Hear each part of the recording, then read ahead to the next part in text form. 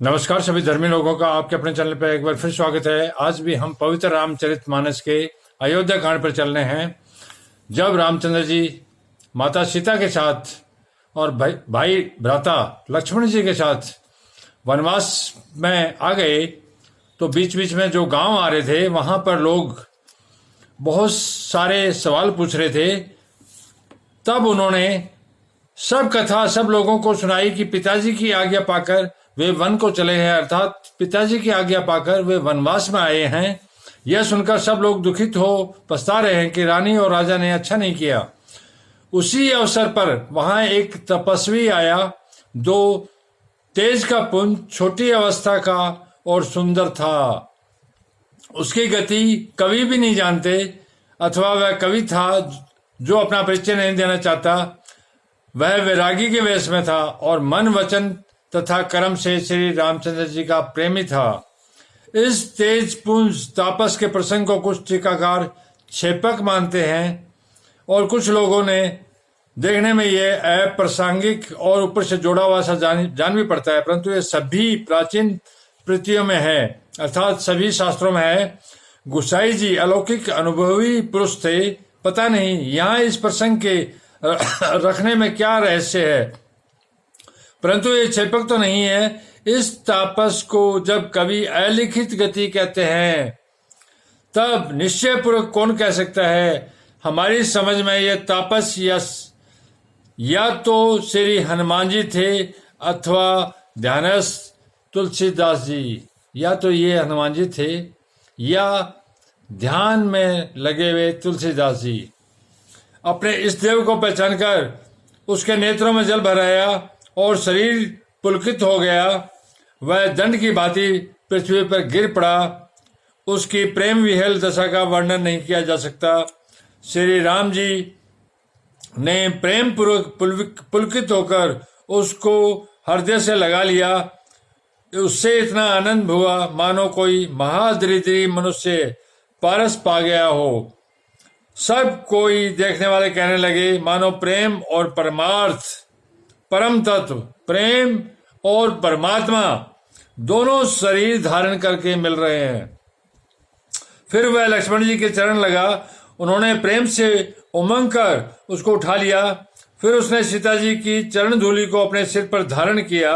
माता सीता जी ने भी उनको अपना छोटा बच्चा जानकर आशीर्वाद दिया।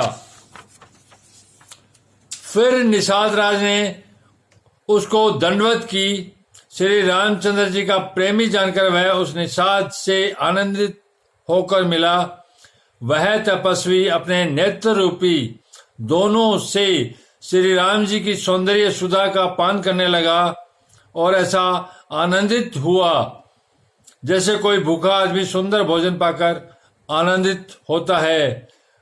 इधर गांव की स्त्रियां कह रही है, हे सखी कहो तो वे माता पिता कैसे हैं जिन्होंने ऐसे सुंदर सुकुमार बालकों को वन में भेज दिया।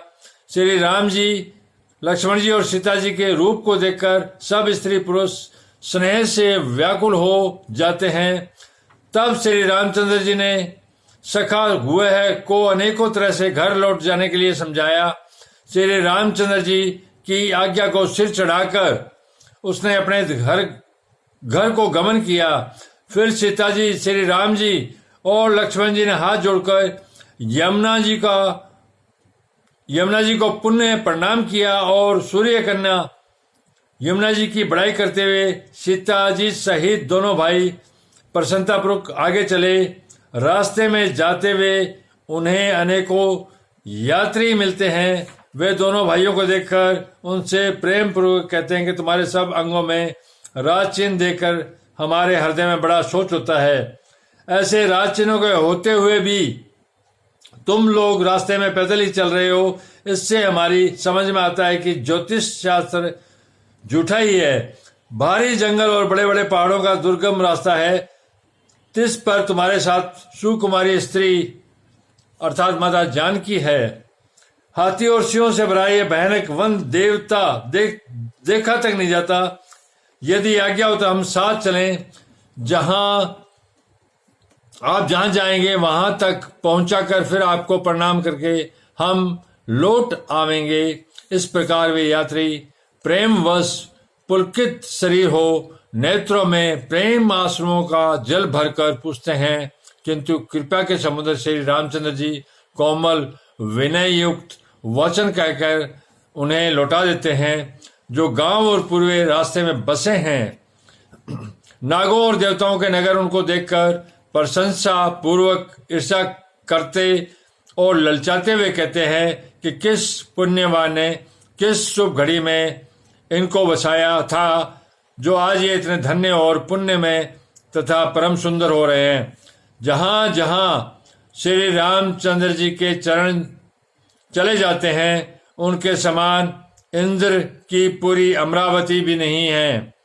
रास्ते के समीप बसने वाले भी बड़े पुण्य आत्मा हैं। स्वर्ग में रहने वाले देवता भी उनकी सराहना करते हैं, जो नेत्र भरकर सीता जी और लक्ष्मण जी सहित घनश्याम श्री राम जी के दर्शन करते हैं।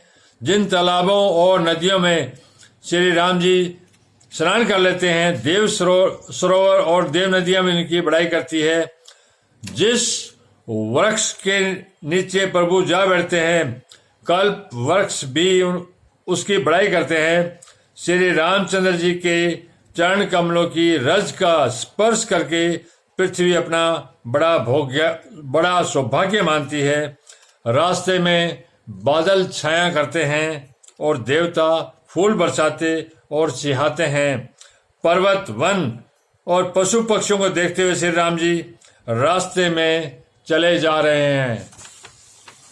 सीता जी और लक्ष्मण जी सहित श्री रघुनाथ जी जब किसी गांव के पास जा निकलते हैं, तब उनका आना सुनते ही बालक, बूढ़े, स्त्री, पुरुष सब अपने घर और काम काज को भूलकर तुरंत उन्हें देखने के लिए चल देते हैं। श्री राम जी, लक्ष्मण और सीता जी का रूप देखकर नेत्रों का परम फल पाकर वे सुखी होते हैं। दोनों भाइयों को देखकर सब प्रेम आनंद में मगन हो गए। उनके नेत्रों में जल भर आया, शरीर पुलकित हो गए। उनकी दशा वर्णन नहीं की जाती, मानो दरिद्रों ने चिंतामणि की ढेरी पा ली हो। वे एक एक को पुकार कर सीख देते हैं, इसी क्षण नेत्रों का लाभ ले लो। कोई श्री रामचंद्र जी को देखकर ऐसे अनुराग में भर गए कि उन्हें देखते हुए उनके साथ लगे चले जा रहे हैं। कोई नेत्र मार्ग से उनकी छवि को हृदय में लाकर शरीर, मन और श्रेष्ठ वाणी से शिथिल हो जाते हैं, अर्थात उनके शरीर, मन और वाणी का व्यवहार बंद हो जाता है। कोई बड़ की सुंदर छाया देखकर वहां नरम घास और पत्ते बिछाकर कहते हैं कि क्षण भर यहाँ बैठकर थकावट मिटा लीजिए, फिर चाहे अभी चले जाइएगा, चाहे सवेरे। कोई घड़ा भरकर पानी ले आते हैं, कोई कोमल वाणी से कहते हैं, नाथ आचमन तो कर लीजिए। उनके प्यारे वचन सुनकर, उनका अत्यंत प्रेम देखकर दयालु और परम सुशील श्री रामचंद्र जी ने मन में सीता जी को थकी हुई जानकर घड़ी भर बड़ की छाया में विश्राम किया। स्त्री पुरुष आनंदित होकर शोभा देखते हैं। अनुपम रूप से उनके नेत्रों और मनों को लुभा लिया है। धन्यवाद। आप लोग इसी प्रकार अपने चैनल पर बने रहिए। मैं आपको एक परमात्मा के ही मार्ग पर लेके चल रहा हूं। परमात्मा एक है तो धर्म भी एक है, और जितने भी धर्म शास्त्र हैं वो सभी एक इसी परमात्मा की ओर लेके जा रहे हैं। परमात्मा को जो व्यक्ति एक है, एक परमात्मा को दो में देखता है, वो अंधा है, देखता ही नहीं है। आपके साथ मैं इसी प्रकार धर्म और परमात्मा के मार्ग पर चलता रहूंगा। धन्यवाद। शुभ रात्रि। कल फिर मिलेंगे।